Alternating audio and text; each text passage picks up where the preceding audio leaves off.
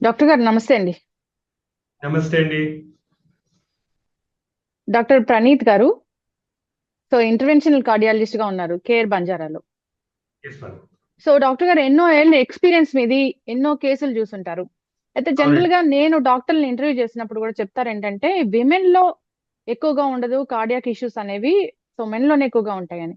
అయితే మన ప్రముఖ టాలీవుడ్ నటులు డాక్టర్ రాజేంద్ర ప్రసాద్ గారి కూతురు 38 ఏళ్లకే కార్డియాక్ అరెస్ట్ తోని మృతి చెందడం జరిగింది.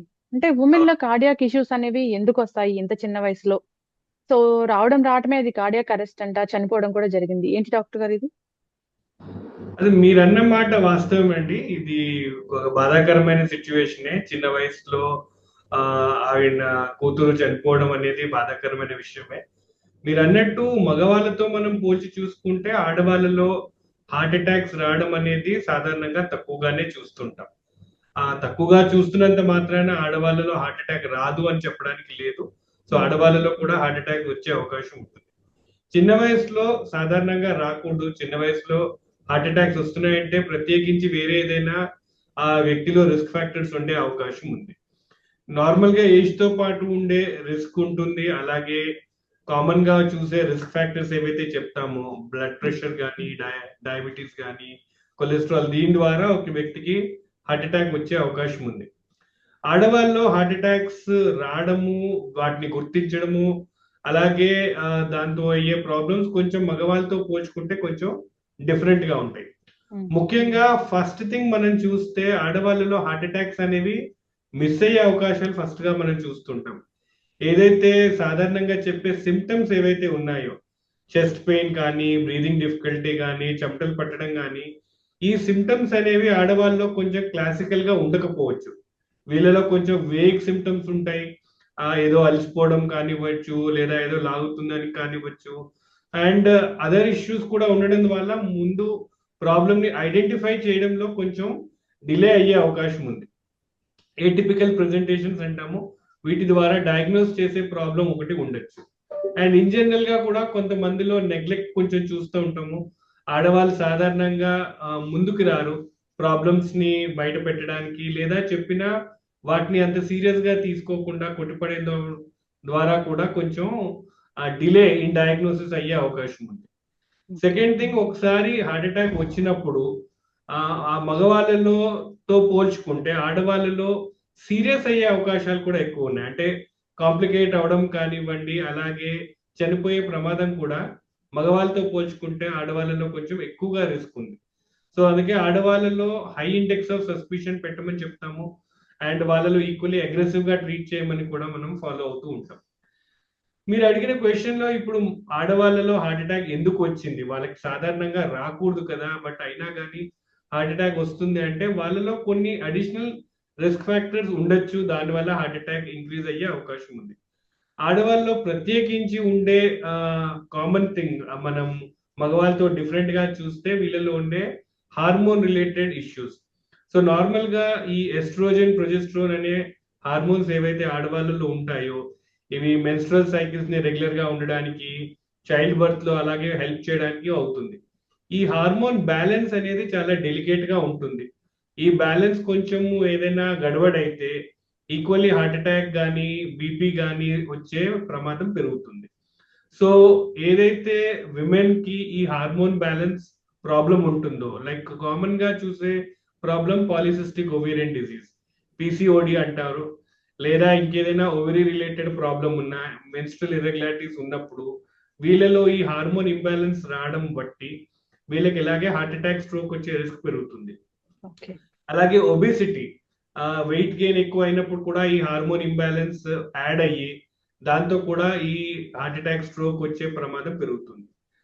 And finally pregnancy related problem ఉన్నప్పుడు, ఏదైతే విమెన్ ప్రెగ్నెంట్ అయినప్పుడు ప్రెగ్నెన్సీ పీరియడ్ లో వాళ్ళకి బీపీ డయాగ్నోజ్ అయినా, ప్రీ ఎక్లాంప్సియా లేదా ప్రెగ్నెన్సీ ఇండ్యూస్ హైపర్ టెన్షన్ అంటాము. అలాగే ప్రెగ్నెన్సీతో పాటు అసోసియేట్ అయ్యే డయాబెటీస్, జెస్టేషన్ డయాబెటీస్ మెలిటస్ అంటాం. ఇలాంటి సందర్భం ఉన్న వాళ్ళు కూడా తర్వాత ప్రెగ్నెన్సీ పీరియడ్ దాటిన తర్వాత కూడా వీళ్ళకి హార్ట్ అటాక్ లేదా స్ట్రోక్ వచ్చే రిస్క్ ఎక్కువ అవుతుంది. సో ఈ వేరియస్ రిస్క్ ఫ్యాక్టర్స్ యాడ్ అయినప్పుడు ఆడవాళ్ళలో కూడా సాధారణంగా చూడని రిస్క్ మనం పెరుగుతుంది. అండ్ తద్వారా వచ్చే ప్రాబ్లమ్స్ మనం చూస్తున్నాం. అంటే డెలివరీ తర్వాత కూడా ఈ ఇష్యూస్ అనేవి వచ్చే అవకాశం ఉంటుందా డాక్టర్ గారు? ఏ వ్యక్తికైతే ప్రెగ్నెన్సీ పీరియడ్ లో బీపీ వచ్చినప్పుడు తర్వాత వాళ్ళకి మళ్ళా బీపీ వచ్చే రిస్క్ అనేది ఉంటుంది. సో ప్రెగ్నెన్సీ దాటిన తర్వాత కూడా వాళ్ళు బీపీని మానిటర్ చేసుకోవాల్సిన అవసరం ఉంటుంది. అన్ఫార్చునేట్లీ అది చెక్ చేయనప్పుడు బీపీ అలాగే ఉండి అది కంటిన్యూస్ గా దాని ప్రభావం కనిపించి ఇలా హార్ట్ అటాక్ కానీ స్ట్రోక్ లాగా అది బయటకు వచ్చే అవకాశం ఉంది.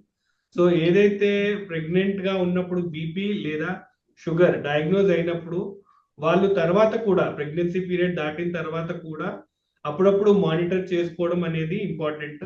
అండ్ ఒకవేళ వాళ్ళకి ఆ బీపీ కానీ షుగర్ కానీ తెలిస్తే వాటిని కంట్రోల్ చేయడం ద్వారా ఇలాంటి కెటాస్ట్రోఫీ అవ్వకుండా మనం ప్రివెంట్ చేసే అవకాశం ఉంటుంది. ఎస్. అయితే డాక్టర్ గారు ఇక్కడ చూస్తే 38 ఇయర్సేనండి, చాలా చిన్న వయసు, అదే బాధాకరంగా ఉంది. అవునండి, అవునండి. ఎస్. సో సో 38 ఇయర్స్ కి కోమార్బిడిటీస్ ఉండే అవకాశం ఉంటుందా డాక్టర్ గారు? జనరల్ గా చూస్తూ ఉంటారు, మీ దగ్గరికి ఎంతో మంది పేషెంట్స్ వస్తూ ఉంటారు కదా. అవునండి. సో కొర్నరీ ఆర్టరీ డిసీజ్ అన్నప్పుడు ఈ హార్ట్ అటాక్ ఏదైతే వస్తుందో గుండెకు అందించిన రక్తనాళాల్లో ఉండే ప్రాబ్లం, వీటిని మనం కొర్నరీ ఆర్టరీ డిసీజ్ అంటాం. ఈ కొర్నరీ ఆర్టరీ డిసీజ్ లో కూడా కామన్ గా చూసే ప్రాబ్లం కొలెస్ట్రాల్ అనేది డిపాజిట్ అయ్యి బ్లాకేజెస్ వచ్చి దాని ద్వారా వచ్చే హార్ట్ అటాక్. ఇది సాధారణంగా ఏజ్ తో పాటు చూస్తాము. ఆడవాళ్ళలో ఆర్ పర్టికులర్లీ యంగర్ పాపులేషన్ లో వేరే రకంగా కూడా రక్త సరఫరాలో ప్రాబ్లం ఉండే అవకాశం ఉంది. వీటిల్లో కొన్ని పారామీటర్స్ చూస్తే ఒకటి వాసోస్పాస్టిక్ యాంజైనా అంటాం. అంటే బ్లడ్ వెజల్స్ గట్టిపడిపోయినాయి ఆర్ కాంట్రాక్ట్ అయిపోవడం వల్ల కూడా బ్లడ్ సర్క్యులేషన్ కాసేపు అవ్వలేదు అండ్ దాని ద్వారా హార్ట్ అటాక్ వచ్చింది. రెండోది కార్నరీ ఆర్టరీ డైసెక్షన్ అంటాము. బ్లడ్ వెజల్స్ లోనే చీలికిపోవడం వల్ల కూడా బ్లడ్ సర్క్యులేషన్ సరిగ్గా అవ్వలేదు, దాని ద్వారా కూడా కొంచెం ఇబ్బంది ఉండే ఉంటుంది. అలాగే మైక్రోవాస్కులర్ యాంజైనా అంటాము. పెద్ద బ్లడ్ వెజల్స్ కాకుండా చిన్న చిన్న బ్లడ్ వెజల్స్ లో కూడా ప్రాబ్లం రావడం ద్వారా కూడా దాని ద్వారా కూడా హార్ట్ అటాక్స్ లాగా వచ్చే అవకాశం ఉంది. సో ఒక వ్యక్తికి కొర్నరీ ఆర్టరీ డిసీజ్ రావడంలో మేజర్ గా చూసేది మనము కొలెస్ట్రాల్ రిలేటెడ్ ఇష్యూ అయినప్పటికీ ఈ చిన్న వాళ్ళల్లో అదర్ రీజన్స్ ద్వారా కూడా హార్ట్ అటాక్ వచ్చి అవుట్కమ్ ఆర్ దాంతో ఉండే నష్టపరిహారం ఏదైతే ఉందో అదంతే ఇబ్బంది పెడుతుంది. లైక్ దాంతో ప్రాణాపాయ ప్రమాదం కావచ్చు, అలాగే హార్ట్ ఫెయిల్యూర్ కానీ వేరే ప్రాబ్లం కూడా ఉండే అవకాశం ఉంది. హార్ట్ అటాక్ వచ్చిన తర్వాత కార్డియాక్ అరెస్ట్ అవుతుందా, లేదంటే డైరెక్ట్ కార్డియాక్ అరెస్ట్ అవుతుందా అండి? సాధారణంగా హార్ట్ కి ఏదో రూపంలో దెబ్బ తగిలినప్పుడు కార్డియాక్ అరెస్ట్ అవుతుంది. ఆ కార్డియాక్ అరెస్ట్ రావడానికి దెబ్బ ఏదైతే తగిలిందో దానికి most common reason heart attack. Heart attack కాకుండా కూడా గుండెకి దెబ్బ తగిలి దాని ద్వారా కూడా హార్ట్ అటాక్ అవ్వచ్చు. But 90% of the time most common reason ఒక వ్యక్తి కార్డియాక్ అరెస్ట్ అవ్వడానికి heart attack reason. Yes. Doctor గారు, ఇప్పుడు మీరు చాలా రకాల లక్షణాలు చెప్తూ ఉంటారు. ప్రీ సిమ్టమ్స్ ఇలా ఉంటాయి, ఆయాసం వస్తూ ఉంటుంది, చెమటలు పోస్తూ ఉంటాయి, గుండెల మీద బరువు పెట్టేసినట్లు ఉంటుంది అని అసలు ఎన్నో ఎపిసోడ్స్ లో చెప్పున్నారు మీరు. అయితే డాక్టర్ గారు, ఏ ఒక్క లక్షణం కూడా కనపడలేదా అంటారా ఈ కార్డియాక్ అరెస్ట్ అయినప్పుడు? ఏ ఒక్క లక్షణం కూడా కనపడలేదా? లక్షణాలు ఉంటాయి. ఆ లక్షణాలని మనం ఎంత ఎఫెక్టివ్ గా ఐడెంటిఫై చేసాము అండ్ ఈక్వల్లీ వాటిని మనము పరిగణంలోకి తీసుకున్నాం అనే దాన్ని బట్టి ఉంటుంది. ఇందాక చెప్పినట్టు క్లాసికల్ గా ఒకవేళ చెస్ట్ పెయిన్ కానీ బ్రీదింగ్ డిఫికల్టీ, చెమటలు పట్టడము, లాగడము లాంటి సిమ్టమ్స్ ఉంటే అందరూ అలర్ట్ అవుతూ ఉంటారు. బట్ కొన్నిసార్లు ఈ సిమ్టమ్స్ అలాగే రావాలని గ్యారంటీ లేదు. కొన్నిసార్లు వేగ్గానే ఉండొచ్చు. నాకేదో ఒంట్లో బాగాలేదు, లేదా కొంచెం వామిటింగ్ సెన్సేషన్ లా ఉంది, లేదా కొంచెం అనీజీగా ఉంది, తినాలనిపించట్లేదు, ఇలాంటి వేగ్ సిమ్టమ్స్ లా కూడా ఒక్కోసారి రావచ్చు. అసిడిటీ రిలేటెడ్ ప్రాబ్లం 30% మంది ఏదైతే క్లాసికల్ గా అసిడిటీ, గ్యాస్ ట్రబుల్ అనుకుంటారో అది యాక్చువల్లీ అసిడిటీ కాదు, అది హార్ట్ అటాక్ కూడా అయ్యే అవకాశం ఉంది. సో ఆ వ్యక్తికి ఇలాంటి సిమ్టమ్స్ వచ్చినప్పుడు అది ఎసిడిటీ అనుకుని గ్యాస్ టాబ్లెట్ తీసుకోవడమో లేదా ఇంకేదైనా ఉపాయం ట్రై చేసి దాంతో నెగ్లెక్ట్ అయ్యే అవకాశం ఉంది. వెరీ రేర్లీ ఏమీ సిమ్టమ్స్ లేకుండా సడన్ గా హార్ట్ అటాక్ వచ్చే అవకాశం ఉంది. But majority more than 90% of the time ఏదో ఒక సిమ్టమ్స్ వస్తాయి. వాటిని మనం ఎంతవరకు ఐడెంటిఫై చేయగలిగాము అనే దాన్ని బట్టి ఉంటుంది. కొన్నిసార్లు ఇవి వేగ్గా రావడం ద్వారా మిస్ అయ్యే అవకాశం ద్వారా అన్నెసరీ డిలే ఇన్ ట్రీట్మెంట్స్ కూడా అయ్యే అవకాశం. ఎస్. ఏ కొంచెం డిస్కంఫర్ట్ గా అనిపించినా కానీ హాస్పిటల్కి వెళ్ళడం అయితే మంచిది.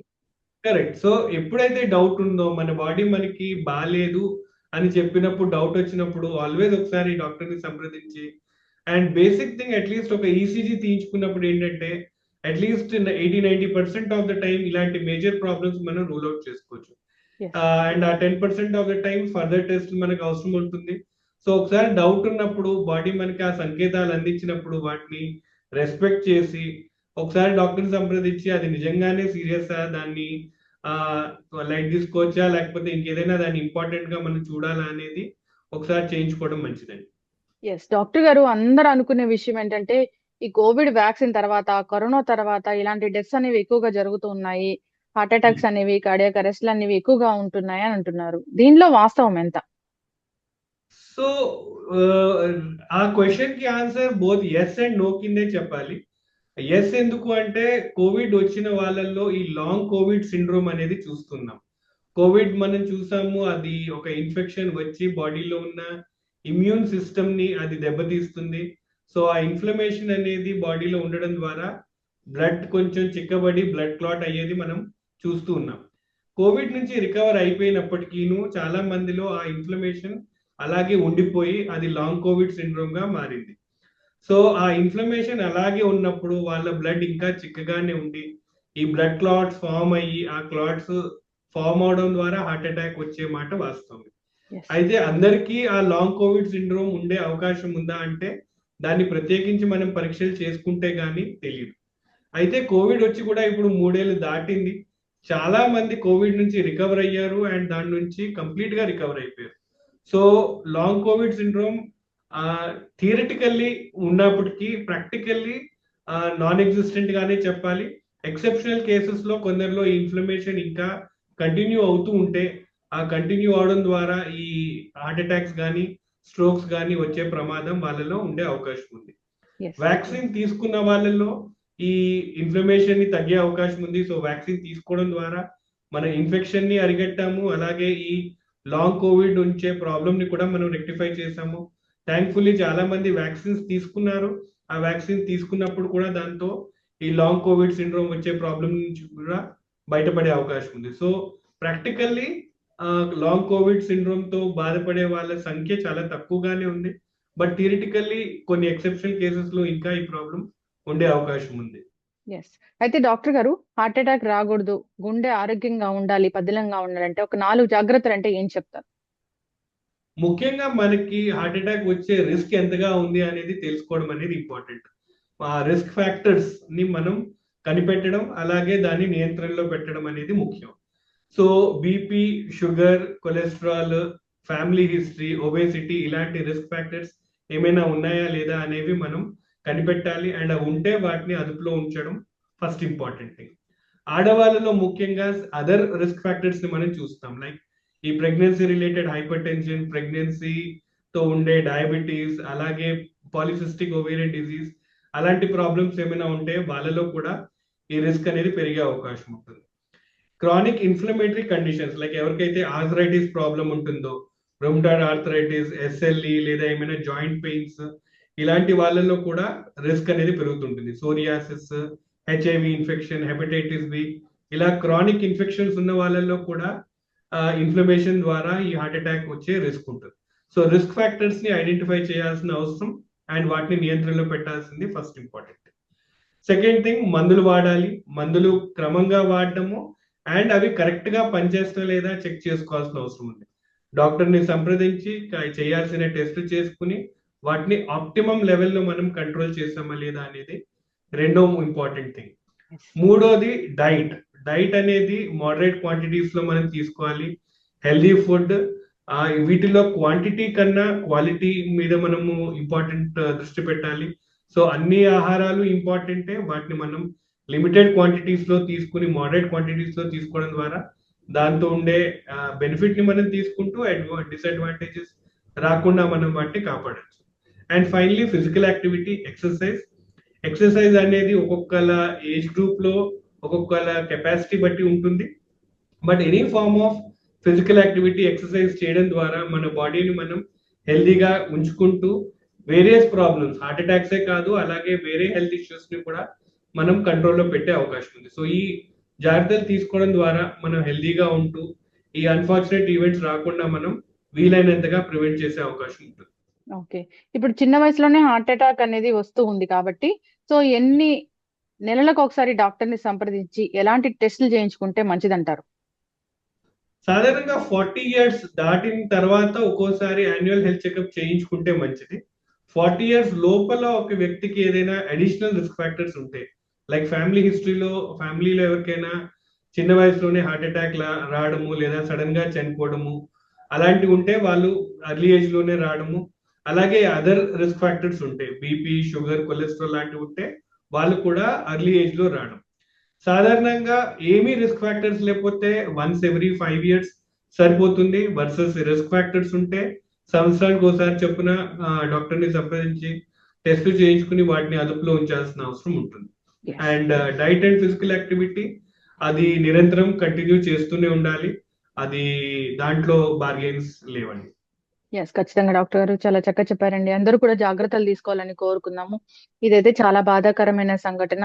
సో మొన్ననే 29th వరల్డ్ హార్ట్ డే జరుపుకున్నాము. చాలా డాక్టర్స్ చాలా మంచి మెసేజ్లే అందించారు. అందరూ ఫాలో అవ్వాలని కోరుకుందామండి. ధన్యవాదాలు డాక్టర్ గారు. Thank you.